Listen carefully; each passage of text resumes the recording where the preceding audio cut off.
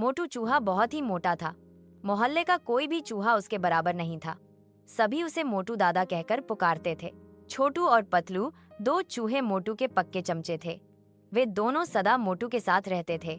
जब कभी मोटू मोहल्ले में निकलता तो लगता कोई भारी पहलवान जा रहा है। सभी चूहे सुबह उठकर अपने अपने परिवार के लिए खाने पीने का सामान जुटाने घर से निकल जाते। शाम को जब वे अपने बिलों को लौटते तो उन्हें मोटू को हिस्सा देना पड़ता था। मोटू चूहे का बस यही काम था कि वह शाम को सबसे अपना कमीशन ले और मौज उड़ाए। छोटू और पतलू दोनों चूहे उसके लिए जासूसी किया करते थे। यदि कोई चूहा बिना कमीशन दिए चला जाता तो वे उसकी शिकायत मोटू से कर देते। फिर मोटू उनके बिल पर जाकर धावा बोल देता और जबरदस्ती अपना कमीशन मांगता। मोटू दादा, तुम खुद भी तो कुछ किया करो, हम इतनी मेहनत से भोजन लाते हैं और तुम मुफ्त में ही शाम को हिस्सा मांगते हो। कई बार चूहे यह बात मोटू से कहते। हर बार मोटू चूहा एक ही उत्तर देता, अरे तुम्हारी रक्षा भी तो करता हूँ। जब तक मैं जिंदा हूँ तुम्हारी ओर कोई आंख उठाकर नहीं देख सकता। पता है, मेरे ही डर से आज तक इस मोहल्ले में बिल्ली नहीं आई। तुम्हें तो मुझे अधिक से अधिक हिस्सा देकर और भी ताकतवर बनाना चाहिए, इसी में तुम्हारी भलाई है। यह सुनकर बेचारे भोले भाले चूहे उसकी बातों में आ जाते। यही सोचकर संतोष कर लेते कि उनकी हिफाजत के लिए ही मोटू कमीशन मांगता है। छोटू और पतलू चूहे भी सदा मोटू की तरफदारी करते। वे हमेशा चूहों में डर फैलाते रहते कि यदि उन्होंने मोटू का कमीशन बंद कर दिया तो बिल्लियों से कौन उनकी रक्षा करेगा। एक बार छोटू चूहे का भांजा कालू, जो दूसरे मोहल्ले में रहता था, उसके पास कुछ दिन रहने के लिए आया। वहां आकर जब उसने मोटू की कमीशन वाली बात सुनी तो वह आश्चर्य में पक गया। उसे उस मोहल्ले के चूहों के भोलेपन पर हंसी भी आई और दया भी।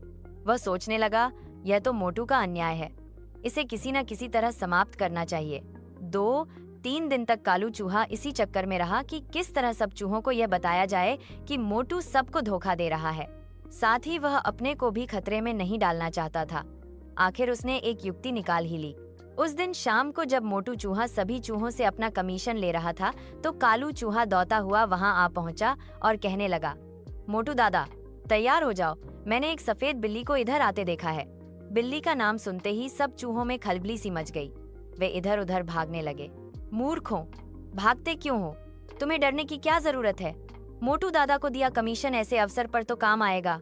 कोई चिंता मत करो, अपने मोटू दादा इतने तगड़े हैं कि उस बिल्ली को पल भर में पछा देंगे।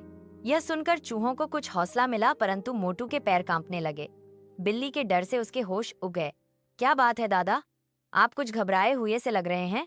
कालू चूहे के कहने पर मोटू अकता हुआ बोला, चल रे, मैं क्या डरूंगा, आने तो दे जरा उस बिल्ली को, ऐसा मजा चखाऊंगा कि।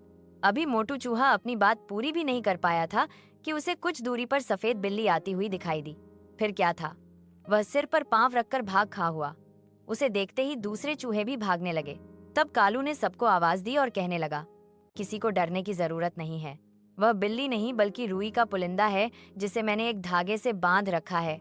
यह देखो, मैं धागे को धीरे धीरे खींच रहा था। तभी कालू चूहे ने सारा धागा तेजी से खींच दिया और रुई का पुलिंदा पास आ गया। यह देखकर चूहों की जान में जान आई। तब कालू ने उन्हें बताया, तुम तो बेकार ही उस मोटू को कमीशन देते थे, मुझे यहाँ आते ही उसकी मक्कारी का पता चल गया था। अब सबने देख लिया कि वह डरपोक किसी की भी रक्षा नहीं कर सकता। मुझे दुहक है कि मेरे मामा जी भी उसी के साथ थे, लेकिन आज उसका भांडा फूट गया है। अब किसी को भी उस मोटू को कमीशन देने की जरूरत नहीं है। सफेद बिल्ली का नाटक देखकर सब चूहे खिलखिलाकर हंस पड़े। उन्होंने कालू की समझदारी की सराहना की और उसे धन्यवाद दिया। उस दिन के बाद किसी ने मोटू चूहे को कमीशन नहीं दिया और मोटू के साथ छोटू और पतलू चूहों को भी मेहनत कर जिंदगी चलानी पड़ी।